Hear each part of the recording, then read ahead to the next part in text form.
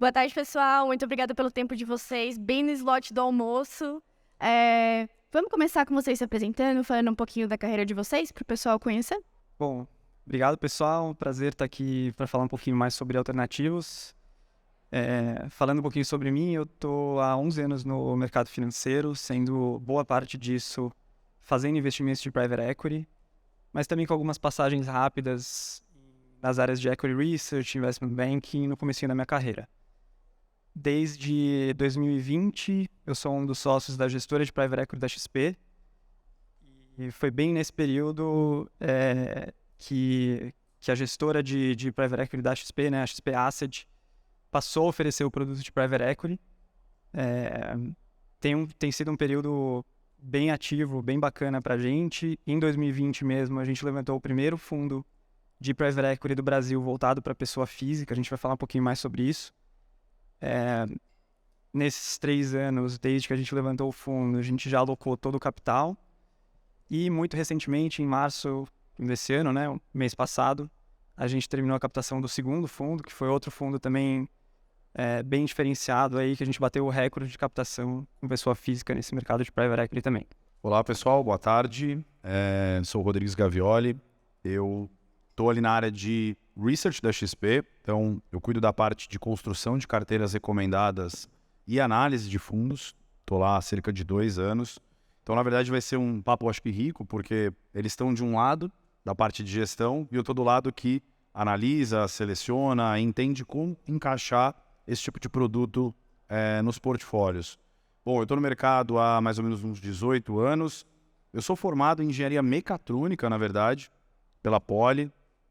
E desde cedo eu percebi que eu não queria engenharia, mas eu fui mudando devagarzinho o leme do meu barco ali para ir para o mercado financeiro. E aí, enfim, tive algumas experiências fora. Entro no mercado financeiro em 2005 pela gestora Capitânia, onde eu fiquei mais ou menos ali uns 7 anos. Depois eu fui para a J Safra, que é a gestora do Banco Safra. Depois de lá eu passei por 2 family offices, um que é a TNA, a LOC, no Rio de Janeiro, onde eu fiquei lá há 7 anos. E depois eu tive na Thaler, que é um family office aqui de São Paulo, com escritórios também na Suíça e tudo mais. Então, vai ser um prazer aqui a gente bater um papo e acho que investimentos alternativos vocês vão ver que cada vez mais é uma realidade no Brasil, ainda é uma indústria em plena expansão e crescimento. A gente talvez viu uma aceleração muito grande de 10 anos para cá.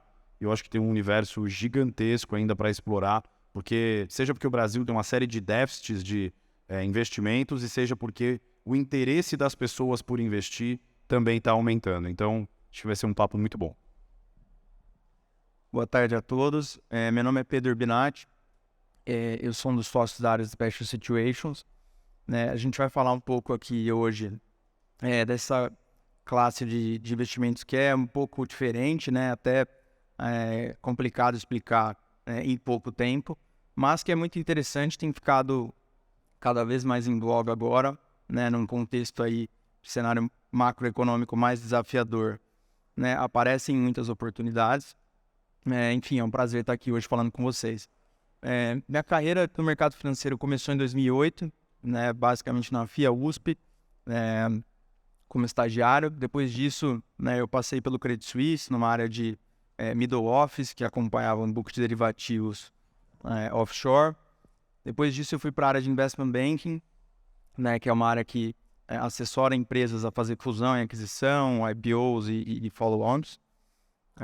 Fiquei por alguns anos lá. Passei também pela área de private equity, onde o Pastore, né, também trabalha. E depois disso passei pelo Bradesco BBI. Estou há 5 anos na XP, né, hoje atuando dentro da gestora de recursos, sendo uma das pessoas que cuida dos fundos de Special Situations, que a gente vai falar um pouco mais à frente.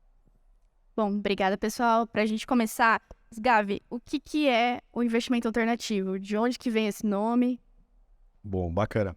Vamos tentar fazer então da forma mais simples, porque parece complexo, mas a gente define investimento alternativo da forma mais simples possível. Vai cair na caixinha de alternativos tudo aquilo que não faz parte dos investimentos mais tradicionais. E aí os mais tradicionais são aqueles que a gente conhece mais, são renda fixa, né? Títulos de renda fixa ou até fundos de renda fixa, multimercados e ações. Grosso modo é isso. Geralmente, quando você coloca um tipo de investimento na classe de alternativos, o que pode acontecer, e aconteceu com algumas classes ao longo do tempo, é que ele vai tomando um pouco de vida própria. E essa vida própria, às vezes, ele vai se consolidando com um comportamento mais específico em termos de retorno esperado, correlação com as outras classes de ativos, e aí ele vai lá e ganha talvez uma caixinha só dele. Um exemplo, por exemplo, são os fundos mais high yield, né? No Brasil, cada vez mais, o crédito high yield está virando uma classe de ativo no norte da renda fixa, em termos de risco. Então, ela sai um pouco ali, talvez, da caixinha de alternativos. Óbvio que tem coisas, e Special Situations é um exemplo que você pode chamar ali de um high yield, né? No norte até de um high yield. Mas o crédito, geralmente via produtos estruturados e tudo mais, está ganhando vida própria. Nos Estados Unidos, por exemplo, os hedge funds são ditos como alternativos. O mais parecido que a gente tem aqui com alternativo, que são multimercados, tem vida própria, tem uma classe tida como multimercados. Então, tentando simplificar, alternativos geralmente são tipos de investimento fora dos tradicionais, e aí tem algumas subdivisões que bem rapidamente seriam investimentos em mercado imobiliário, né, real estate, em private equity, em venture capital, que são mais ilíquidos, em private debt, em recursos naturais, commodities, ativos reais de uma forma geral. São investimentos que normalmente também têm ciclos mais longos, então geralmente mais liquidez, mas também, e a gente pode discutir depois, tem veículos líquidos de investimentos alternativos. E eu já faço uma provocação aqui, tem muita gente que acha que cripto é investimento alternativo. Vou deixar depois para a gente discutir isso, mas alternativo, tudo que não tem uma classe em que você não tem as classes tradicionais respondendo pelo tipo de ativo que tem lá. Muito obrigada. Bruno, então você explica pra gente o que é Private Equity, qual que é a diferença de ações normais e de Venture Capital? Claro, vamos lá. Tentando ser bem simplista aqui, assim, também na resposta, investimento em Private Equity nada mais do que investir em empresas de capital privado, ou seja, empresas que não têm seu capital listado na Bolsa de Valores. Mas, ao mesmo tempo, são empresas que já têm algum grau de maturidade operacional, já têm um modelo de negócio que seja comprovado de alguma forma, né? Então, acho que nessa resposta mesmo já dá para fazer uma comparação com Venture Capital. Investidores de Venture Capital tipicamente buscam empresas mais novas, empresas que têm um componente de inovação, um componente de tecnologia, e por conta desse componente, elas estão transformando o mercado em que elas estão inseridas, né? Mas, ao mesmo tempo, por serem empresas mais novas, elas não têm um modelo de negócio totalmente comprovado e têm um componente de risco um pouquinho maior. Então, isso é principalmente o que diferencia o Venture Capital do Private Equity, apesar deles lidarem da mesma forma com essas empresas que não são listadas em bolsa. Falando de ações normais, né? Ações normais são aquelas que você, no seu home broker, em casa, consegue fazer compra, venda diariamente, porque são ações que são listadas na Bolsa de Valores, então desde que você esteja no horário comercial ali, você pode comprar e vender. Justamente nesse ponto que é a maior diferença do Private Equity. O Private Equity não tem liquidez nas ações que ele compra, então todo o processo, desde a compra até antes da compra, criação de valor e venda desses ativos, você tem um trabalho por trás que no mercado de public equities ele não existe, né? Então, vou tentar dar um exemplo aqui para ficar um pouco mais claro. O primeiro investimento que a gente fez lá na XP, no Fundo 1, foi a aquisição de um hospital oftalmológico em Brasília, que, por coincidência, alguns membros do nosso time de investimento lá tinham relacionamento já com o acionista dessa companhia, e por conta desse relacionamento foi que a gente conseguiu fazer esse investimento, foi o diferencial que a gente teve para conseguir entrar lá. Então, dá para ver claramente aqui que enquanto nas ações normais, as ações listadas em bolsa, no apertar de um botão, no Private Equity você tem todo esse trabalho prévio de criação de relacionamento, explicação do que você faz, criação de uma tese de investimento, que eu vou falar um pouquinho mais para frente, que no mercado público não existe, né? Então, se você elencar essas duas variáveis, principalmente liquidez e maturidade operacional, acho que já dá para diferenciar bem, já dá para colocar cada uma dessas caixinhas aí num lugar diferente. Muito legal. Agora passando, né, para special situations. Pedro, o que são essas situações especiais? Quando eu olho um fundo de special situations, vai ser sempre a mesma coisa? Vamos lá. Acho que, assim, existem diversos tipos de transações que a gente poderia colocar numa caixinha de special situations. Mas elas sempre têm 3 características em comum, né? Que é basicamente a agilidade. Então, é uma situação na qual a contraparte precisa do dinheiro rápido. Então, você precisa ser ágil para conseguir resolver uma determinada situação de estresse de caixa, né? De necessidade de fazer um investimento e por aí vai. Além disso, situações que têm um alto grau de complexidade, seja jurídica, seja específica da empresa, setorial, ou uma discussão societária que está acontecendo na empresa. Então, isso acaba gerando mais variáveis naquele problema. E, além disso, em situações em que você tem alguma vantagem de informação. Não no sentido de inside information, mas que o time tenha um conhecimento bom e profundo naquele tipo de empresa, naquela situação. Então, eu costumo dizer que o time de Special Situations ele precisa ser muito complementar, né? Então, a gente tem um time grande de advogados que ficam dentro do próprio time de investimento, né? Além dos escritórios que a gente contrata terceiros para cada operação. Tem pessoas com muito histórico em crédito, né? Em emprestar dinheiro para empresas e ter navegado situações boas, né? Situações ruins. E pessoas com conhecimento de equity, né? Que a gente fala que são os investimentos em ações, seja para você fazer uma avaliação da empresa, né? Tentar ver quanto vale aquele negócio, seja para você passar pela experiência de vender aquele negócio, seja em abertura de capital ou uma fusão e aquisição, para você retornar o capital depois, né? Então, assim, esse tipo de investimento ele pode ser feito uma participação societária diretamente na empresa. Ele pode ser feito por um instrumento, uma debênture conversível, que você começa sendo o credor da empresa, né, com um retorno específico. Então, por exemplo, uma operação que você vai ter ali 20% de retorno ao ano e que tem um pacote de garantias robusto. Então, inicialmente, você nasce com uma operação com muitas proteções, né, e um retorno fixo, mas se aquela situação começa a ir muito bem, a empresa tem o seu crescimento realizado, você pode converter aquele papel, né, e aí participar de um ganho maior que só o acionista teria. Então, basicamente é um pouco isso. Muito legal. Agora, Sgavi, como é que eu encaixo isso no meu portfólio de R$2?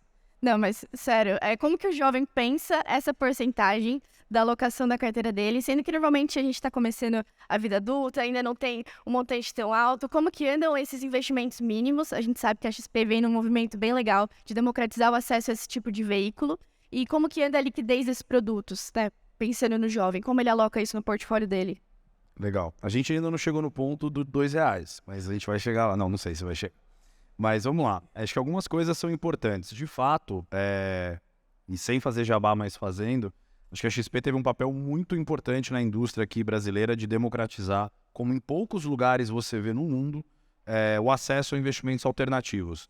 E aí você vê muito isso, seja pela educação financeira mesmo, né, em apresentar as informações e com detalhes com relação aos produtos, aos tipos de veículos que você tem de investimento, mas principalmente pela aplicação mínima inicial. Porque a aplicação mínima inicial geralmente é uma barreira. É bem verdade que continuam sendo investimentos que demandam que você seja ou investidor qualificado ou investidor profissional. Mas uma certificação, algumas certificações de mercado financeiro já o qualificam para que você seja considerado pelo menos um investidor qualificado. Então, dito isso, por exemplo, hoje a gente tem ofertas que são de R$10 mil de aplicação mínima, R$15 mil, R$20 mil de fundos espetaculares. Então, até tivemos ofertas recentes, né, em que você tinha 25 mil, 10 mil reais de mínimo. Então, caberia, por exemplo, até porque eu posso falar também rapidamente o que a gente olha, pelo menos lá no research da XP, em termos de quanto do seu portfólio deveria ter nisso, Mas, por exemplo, se você pensar que estourando, você deveria ter, a depender de uma série de condições, tá, gente? Mas vamos colocar 5 a 10% do seu portfólio numa alocação mais ilíquida, num fundo de private equity, de special seats, e não só em um, mas talvez num portfólio diversificado.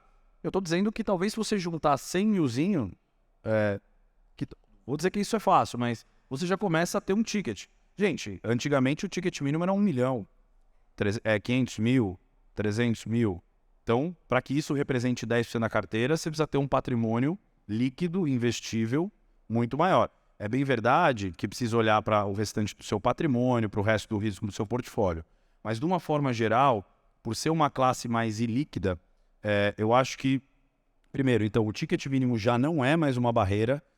Alguns cuidados são muito importantes e você tomar cuidado em não ter uma parcela muito gigante, porque as portas de saída até existem, e a gente pode falar essa questão de liquidez também, porque a XP também está fomentando bastante essa questão do mercado secundário, mas não é garantia.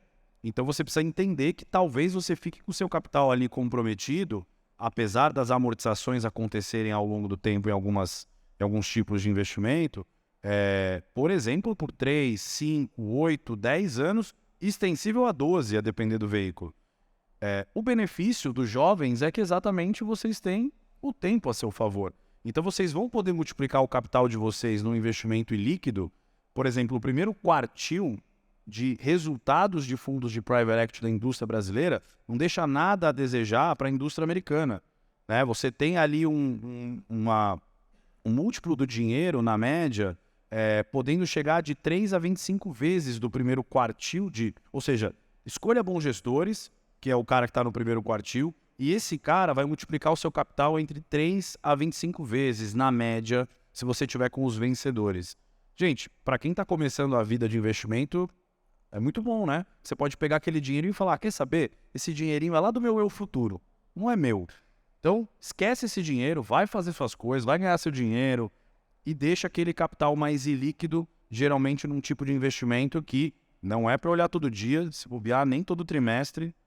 Talvez semestre vocês liguem aqui para os caras e perguntem como é que tá. Mas eu acho que cada vez mais o brasileiro e o investidor comum deveria começar a considerar, principalmente até quando ele tem mais tempo para errar. Gente, o bom de você começar antes é que você tem tempo de errar. Se soubesse o quanto eu já errei, e erro ainda, né? Mas quanto eu já errei em escolha de alguns investimentos, é aí que você aprende. Então, é uma forma mais segura. Ao invés de você pegar o teu amiguinho lá que está montando a startup dele e colocar um cheque direto, porque talvez você vai fazer via mercado de capitais, que é um mercado regulado. Então você vai ter mecanismos um pouco mais seguros para você investir. Então, aproveitando, vamos continuar nessa toada. Bruno, Pedro, o que vocês consideram um fundo bem-sucedido, uma investida bem-sucedida? Quando a gente está falando de retornos, o que é algo razoável para vocês? Vocês podem contar um pouquinho disso para a gente? Bom, começar aqui, você me complementa, Pedro.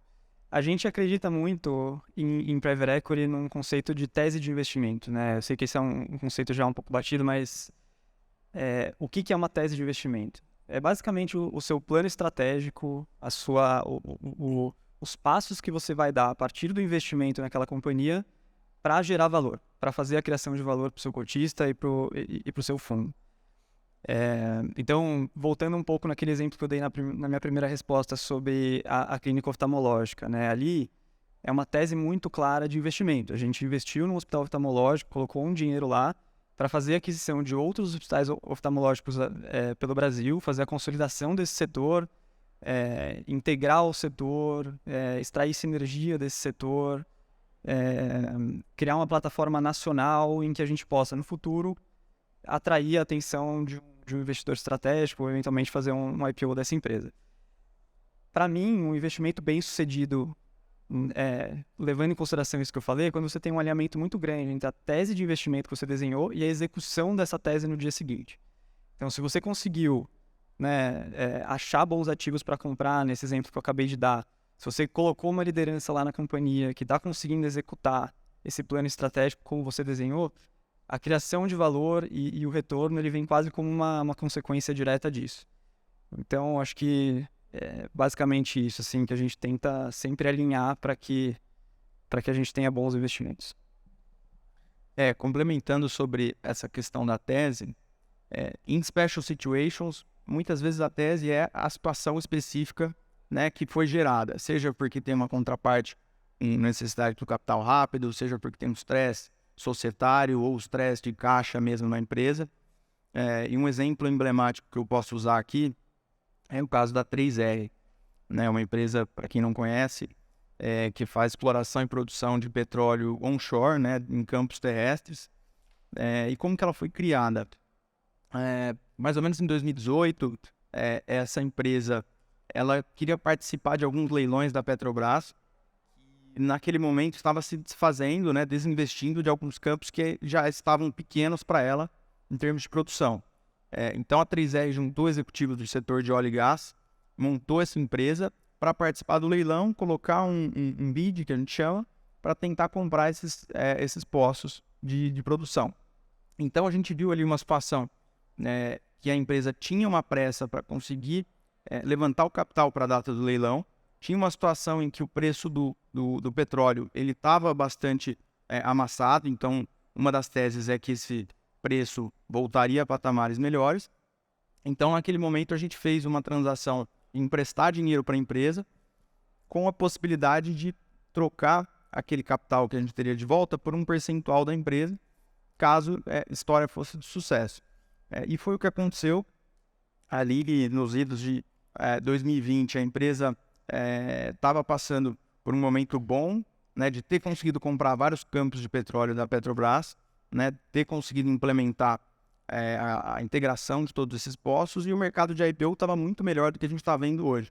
Então, a empresa conseguiu se estruturar para ir abrir o capital na Bolsa, e quando a gente viu que esse projeto, né, de abrir o capital na Bolsa estava de fato próximo e ia se concretizar, a gente converteu o nosso capital, né, transformando uma dívida em equity, e aí, finalmente, depois que a empresa fez o IPO, a gente vendeu as participações em alguns blocos, e foi uma transação que a gente multiplicou o dinheiro por 6, né, em 1 ano e meio, 2 anos. Até a gente se arrepende de não ter colocado mais dinheiro, foi assim, 30 milhões de reais do fundo, mas que viraram 180 nesse prazo. Então, claro que essa é a história mais emblemática, queria eu que todas fossem assim, mas é um exemplo de tipo de transação que no começo ela é ilíquida, né? Você não consegue se desfazer da posição se você quiser no dia seguinte, só clicando no home broker e vendendo na bolsa, mas que tinha uma determinada tese que a gente acreditava e que acabou se concretizando. Aimee, posso complementar? Claro. Só aí sobre a ótica da empresa. Acho que o maior exemplo de alguém que viveu todo esse passo a passo é a nossa empresa. 2010, gente, tá ali, tá? 2010, a gente recebeu um cheque da Actis de 100 milhões. 2 anos depois, a General Atlantic faz um de 420 milhões por 30% da empresa. A XP já valendo mais de bi. Depois o Itaú compra quase metade da empresa, a empresa valendo 6 bi. E aí abre capital em 2019 valendo 15 bi. Nesse percurso de menos de 10 anos, ela multiplicou por 120 o capital. 120 vezes o capital. Então você imagina quem botou 1 milhão lá no comecinho, né? E aliás, quem estava lá no começo, o primeiro cheque, né?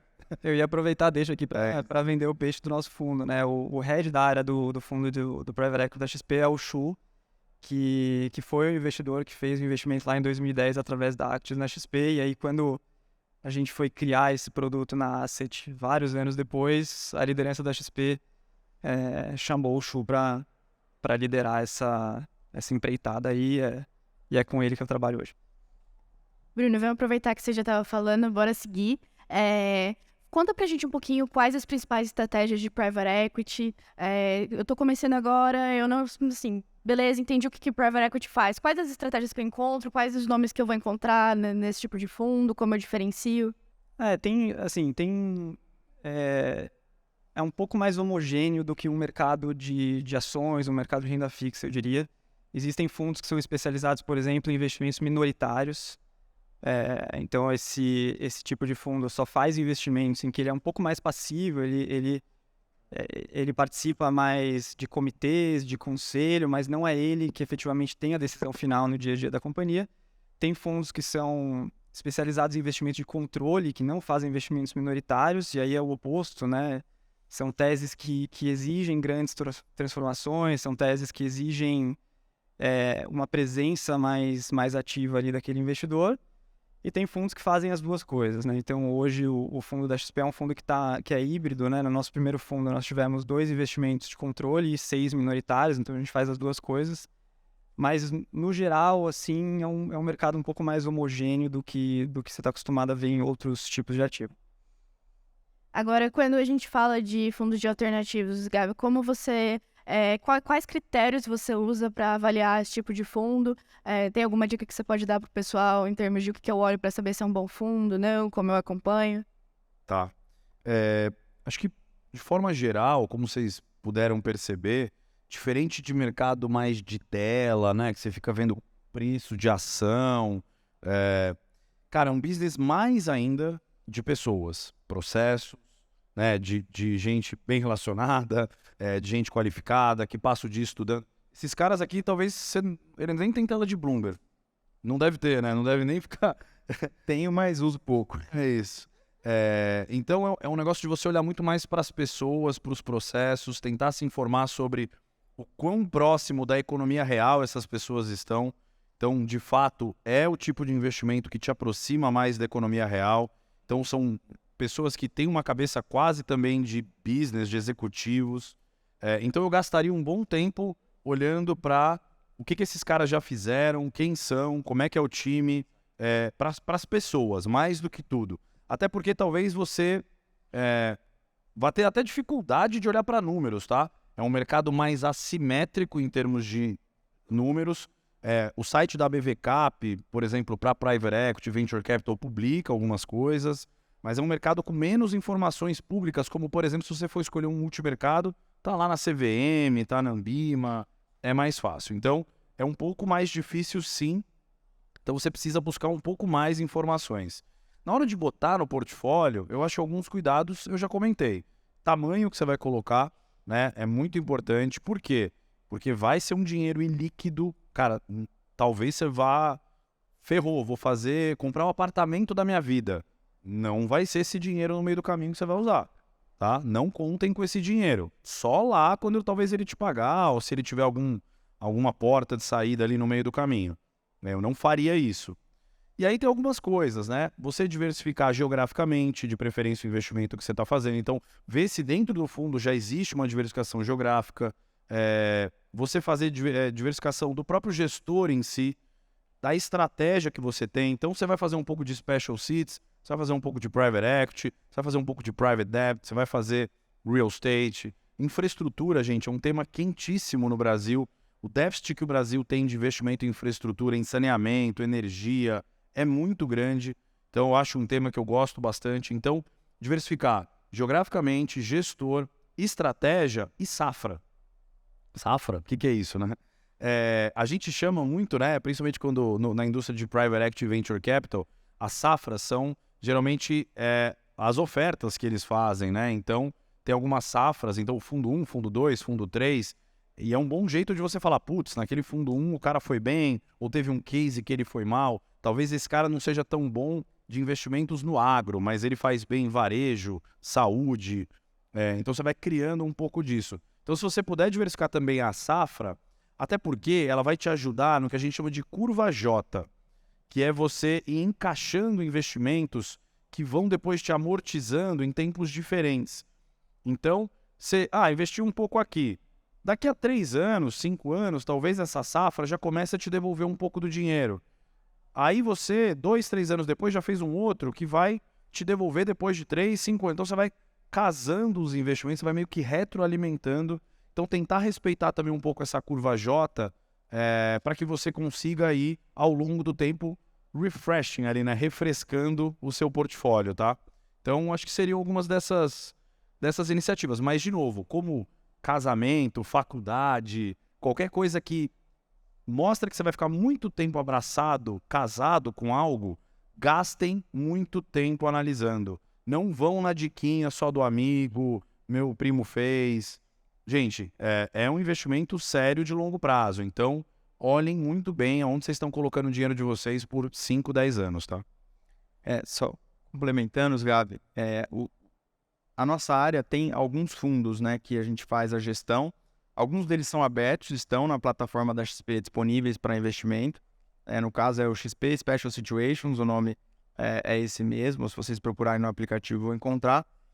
Ele tem um investimento mínimo um pouco mais alto, de R$50 mil, justamente por serem operações um pouco mais arriscadas, né? A gente busca retornos mais altos, mas ao mesmo tempo, né, essas transações têm um risco um pouco mais alto e também a gente não consegue vender as operações amanhã. A gente não está comprando ações da Petrobras que tem liquidez infinita, né? Então, por isso que o período de resgate desse fundo, ele é de 360 dias. Então, a partir do momento que você pede o dinheiro, em 360 dias a gente devolve.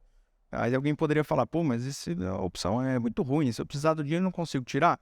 Justamente é o ponto do SGAV de ter diversificação no portfólio de investimentos, né? Não dá para colocar o dinheiro tudo, né, em uma classe só e nem todo em opções ilíquidas. Então, esse é um fundo aberto que a gente tem feito essa gestão. Tem uns D360, né, que são considerados alternativos, né? Sim. Tem opções mais líquidas. Acho que esse que é o ponto, né, que você também quer levantar. Sim. Se eu puder só complementar com um ponto aqui, um outro diferencial que eu acho que é interessante de analisar quando você estiver comparando fundos alternativos é tentar ver o que ele tem, um tem diferente do outro, quais são as vantagens competitivas de cada um. Então, de novo, vou vender o nosso fundo aqui, mas a gente gasta muito tempo originando oportunidade, né? A gente sair por aí viajando para conhecer empresa, conhecer empreendedor é uma parte importante do nosso trabalho, porque é isso que vai fazer com que as oportunidades cheguem para a gente e a gente consiga executar elas. Na XP, a gente tem uma vantagem muito grande, eu acredito que para vários fundos aqui a gente se beneficia disso, que é estar dentro do ecossistema da XP. Então, a gente tem uma rede de 13 mil agentes autônomos, que são as pessoas que têm relacionamento com os empresários pelo Brasil, são as pessoas que têm a confiança desse empresário, conhecem o momento de vida dessa pessoa, e esses agentes autônomos, eles vêm para a gente quando eles acham que existe uma potencial transação para ser feita. Então, isso é um diferencial muito grande que a gente tem lá, que também é importante comparar sempre um fundo com o outro. Legal. Agora, como que vocês veem essas estratégias nesse momento do ciclo econômico que a gente está passando na atualidade? Mudou alguma coisa? Não mudou? Vamos lá, posso pegar essa? Fiquem à vontade para complementar. Quando a gente está falando de investimentos ilíquidos, que você vai passar alguns anos com aquele investimento, o ciclo econômico de entrada é muito importante, né? Então, eu dei o exemplo aqui dessa transação de 3R, a gente entrou num momento do ciclo, né, que os preços estavam baixos do petróleo e saiu num momento bom, né, num momento de alta do ciclo. E o momento macroeconômico que a gente vive hoje, justamente, é um momento mais de baixa, né? Principalmente olhando bolsa, até para você comprar títulos de crédito de empresas aí que tem no mercado secundário, né, as debêntures. Se tem uma operação que nasceu, por exemplo, a empresa pagava juros de CDI mais 2, hoje, se você for comprar no mercado, esse preço está tão amassado que a empresa está pagando CDI mais 5, 6, às vezes CDI mais 10. Então, esse ciclo ele acaba sendo positivo para a gente que busca, né, tem uma meta de retorno mais alta, mas ao mesmo tempo exige muita cautela, porque a gente está vendo aí, tem empresas, muitas empresas na verdade, pedindo recuperação judicial, né, com dificuldade de cumprir as suas obrigações, mas é justamente nesse tipo de situação que a gente encontra, né, a oportunidade de gerar alfa, né, de gerar retornos além do que a gente vê no CDI ou do que cresce o Ibovespa e por aí vai. Perfeito, acho que é a mesma coisa.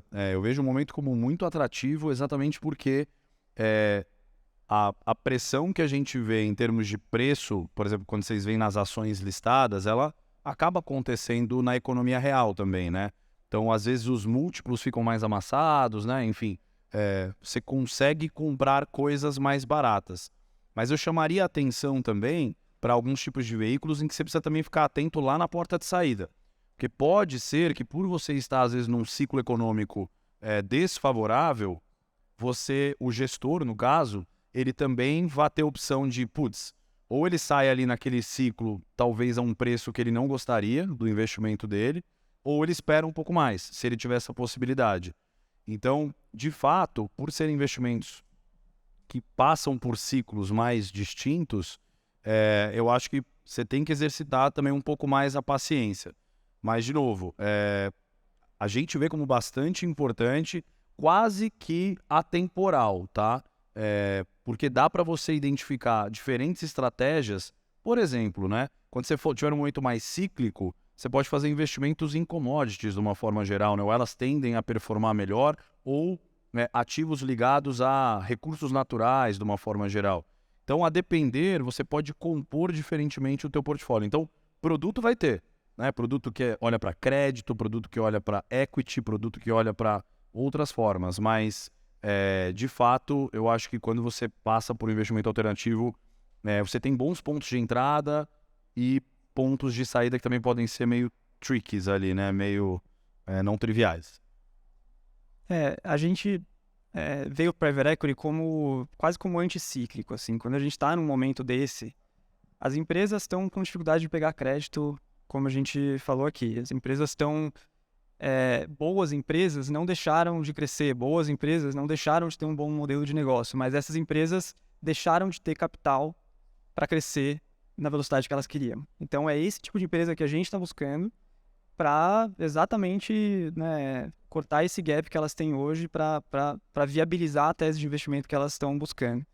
Então, como a gente tem uma cabeça de longo prazo, de 5, 7, 8 anos, muitas vezes, a gente não está olhando para o que está acontecendo esse ano ou ano que vem. A gente está olhando para, tem boas empresas buscando investimento? Tem. Então, vamos fazer esse investimento. Quando essa janela voltar lá na frente, a gente gera liquidez para os nossos investidores. Então, a gente está vendo como um momento muito positivo para investimento em si. Porque tem uma coisa, né, só para complementar, que muitas vezes nesse tipo de investimento, o cara, às vezes ele pega o capital e não necessariamente ele já, né, sai colocando já em um monte de coisa, né? Ele pode ficar ali num pit stop, e vamos combinar que o pit stop tá bom. Pit stop ele é o CDI, que tá 13,75, então pressiona menos o gestor para precisar sair comprando a qualquer preço, né? Então, acaba sendo... Eles podem, com calma, escolher e fazer bons negócios, escolher boas empresas ali para investir. Legal. Agora a gente tem 8 minutinhos ainda, se vocês tiverem alguma pergunta. Só não vale pergunta difícil, né? As difíceis vocês respondem, se for fácil, fica comigo. Opa, pessoal, muito prazer, meu nome é Rafael. Eu queria uma pergunta um pouquinho mais quantitativa, mas eu queria entender como é que é calculado a cota de fundo de private equity. Então, retorno, volatilidade, como é que é feito essa dinâmica? Bom, vamos lá. Até regulatoriamente, a gente precisa fazer a reavaliação dos nossos ativos uma vez por ano, tá? A gente não tem ações negociadas em bolsa, então, tirando esse evento específico que ocorre uma vez por ano, as nossas ações, né, a cota do nosso FIP, ela é praticamente estável. O nosso fundo, ele tem a remarcação de cota todo dia 31 de março, inclusive foi ontem que a gente fez a remarcação do nosso fundo. E aí, nesse evento, a gente faz laudo de avaliação das companhias, a gente contrata empresas para avaliar nossas companhias, e aí, sim, a gente faz a reavaliação da cota, tá? Então, não tem muito essa análise de volatilidade no intraday, a gente não consegue fazer essas métricas para fundos de private equity. Mas é importante também dizer que essa marcação de cota, ela é um laudo de avaliação, ela é uma estimativa, né? Uma projeção, um fluxo de caixa descontado daquela companhia. Efetivamente, o valor da cota você vai saber mesmo quando a gente vender essa companhia lá na frente, porque ativos líquidos têm essa característica de não serem, né, negociados publicamente. E isso até é o que às vezes complica a minha vida, que estou lá olhando para correlação de classe de ativo, como é que isso constrói no portfólio. Mas, no geral, o que você pode esperar quando você coloca um tipo de investimento desse na sua carteira é que ele vai reduzir a volatilidade, o que é bom, mas você está tomando outro risco. Você está tomando risco de liquidez, você está tomando um norte de risco maior. O retorno esperado da sua carteira sobe muito, tá? Então, a gente acaba tendo essa dificuldade por ser, de fato, não tem uma marcação diária, né? Não tem cota sendo precificada diariamente como um fundo de ação, por exemplo. Mas acho que essa é um pouco até a beleza da coisa. Obrigada, só para avisar que as 3 primeiras perguntas ganham de presente o livro que a XP está trazendo. Vixe, tinha umas 5 perguntas aí. Já fiquei feliz. Primeiramente, queria agradecer a oportunidade. Eu queria perguntar, levando em conta o risco do investimento em Private Equity e Venture Capital, como vocês estabelecem a taxa de redesconto para modelar um fluxo de caixa descontado dessas empresas? Bom, vamos lá. É um padrão, tá? Existe uma fórmula ali matemática para a gente calcular a taxa de desconto, mas eu acho que mais interessante do que isso é a gente falar qual é o retorno que a gente busca nos investimentos que a gente faz, né? Quando a gente vai aprovar um novo investimento, tipicamente a gente busca entre 25% e 30% ao ano de retorno mínimo para aquele investimento passar ali no crivo, tá? Isso, né, num período médio ali de investimento de um private equity de 5 anos, daí é como se a gente multiplicasse por 3 o investimento que a gente fez. Então é 25% ao ano, 5 anos depois dá 3 vezes o dinheiro. Então, mais ou menos esse é o nível de retorno que a gente busca nos nossos investimentos. Só para complementar, nesses laudos de avaliação que o Pastore comentou, que são feitos periodicamente, ali tem uma discussão de taxa de desconto, porque é feito um DCF, né, que a gente chama, um fluxo de caixa descontado, para tentar estimar o valuation da empresa. Aí, beleza, você usa o CAPM, que é a formulinha matemática. Mas na maior parte das vezes, né, tanto a gente em Special Situations como o Pastore em Private Equity, a gente coloca uma taxa de desconto que é a nossa meta de retorno. Então, a gente olha uma oportunidade e fala, bom, isso aqui vai voltar 100 unidades monetárias daqui a 5 anos. Se eu quiser ter 30% ao ano de retorno, 40% ao ano de retorno, quanto que eu posso pagar hoje para que o meu dinheiro renda esse tanto, né? Então, é o tipo de análise que a gente costuma fazer de forma mais frequente. Oi, boa tarde. O Urbinati comentou um pouco sobre as recuperações judiciais que têm acontecido bastante aí atualmente, né? Diante dessas recuperações judiciais grandes, como é que fica reavaliado o portfólio e como é que fica a relação com o investidor? Tá bom, vamos lá. A gente tem discutido bastante esse tema, que por mais que a gente foque mais em investimentos ilíquidos, hoje você tem operações que a gente chama de líquidas, por exemplo, debentures ou bonds dessas empresas que estão ou quase entrando em recuperação judicial ou já estão em recuperação judicial, que eles são líquidos no sentido de que tem negociação todo dia, né? Tem mercado secundário, mas a gente está olhando também muito isso. Então, sobre a sua pergunta de como é a relação com os investidores, a gente, assim, não tinha nada no portfólio de empresas que chegaram a entrar em recuperação judicial que a gente não tinha visto. Então, quando a gente investe nessas empresas, normalmente a gente... Você está falando de Americanas. Eu estou falando do nosso fundo. O nosso fundo não tinha. Então, tinha uma participação ali de tesouraria e de outros fundos que não são do nosso time, que tinham essa participação e que, basicamente, de um dia para a noite, virou um caso nosso. E aí a gente passou a cuidar. Então, a gente tem feito calls com investidores para explicar toda a situação. Agora, assim, tem muitos moving parts ainda nessa situação, né, do que vai acontecer, do que não vai acontecer, mas o que eu posso te dizer é que a gente está vendo mais oportunidade do que perigo nisso, né, de sentar com os outros credores, sentar com a empresa e desenhar uma operação na qual a empresa tenha fôlego para trabalhar, né, tendo tanto um esforço por parte dos acionistas como por parte dos credores. E assim, é uma situação que não dá para falar muito, essa especificamente que você perguntou, mas que está ongoing e que a gente está otimista. Eu até vou complementar e aguarde cena dos próximos capítulos. A gente está conversando com vocês da XP Asset, com mais umas outras gestoras, para ver se a gente cria uma tese ali, porque tem alguns tipos de produtos que, infelizmente, tá? Ninguém gosta disso, mas quanto pior, melhor. Então, em alguns produtos, a gente está quase que... Mas é uma tese que a gente está construindo ainda lá, tá? De alguns créditos high yield, que quanto pior, melhor, porque você quebra covenants, você eventualmente também aciona algumas garantias e tudo mais. Então, a gente vai começar a olhar para alguns produtos em que talvez num ano em que o mercado de crédito vai passar por dificuldades, ele acaba acionando esses gatilhos, então esses fundos acabam performando até melhor.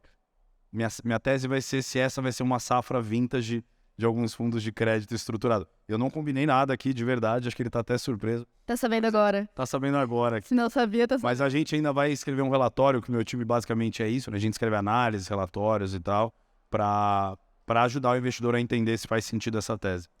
E só complementando sobre marcação, que você perguntou, quando tem algum evento desse tipo que a empresa faz um pedido de recuperação judicial ou algum outro qualquer, sempre tem uma discussão com administradores do fundo e auditores sobre uma eventual remarcação, né? Então, é uma discussão que está sempre acontecendo e depende do tipo de situação. Nos fundos líquidos, Americanas chegou pelos administradores, os fundos high grade, aí quase a zero, e agora, pra você ter uma ideia, já está sendo marcado a 20, né, 25 do par, então, enfim, é um organismo vivo, né? É um organismo vivo. É um organismo vivo e que as partes envolvidas, né, os administradores do fundo, que não somos nós os gestores, eles tentam acompanhar o que está acontecendo pelas notícias públicas, o que se tem na empresa. Que nem sempre é toda a informação, mas eles têm os seus próprios modelos de reavaliação daquele crédito, e dado que não tem muitas vezes o preço na tela, são ativos ilíquidos, para tentar fazer uma remarcação. Bom, pessoal, a gente não vai ter tempo para nenhuma pergunta mais, essa foi a última, perdão. Muito obrigada, Bruno, Rodrigo, Pedro, pelo tempo de vocês, por estarem aqui no horário de almoço do sábado, ensinando a gente. Obrigada a todos vocês por estarem aqui nessa conversa. Aproveitem o restante da programação, que está toda sensacional. Obrigada. Valeu, gente. Obrigado, pessoal. Obrigado.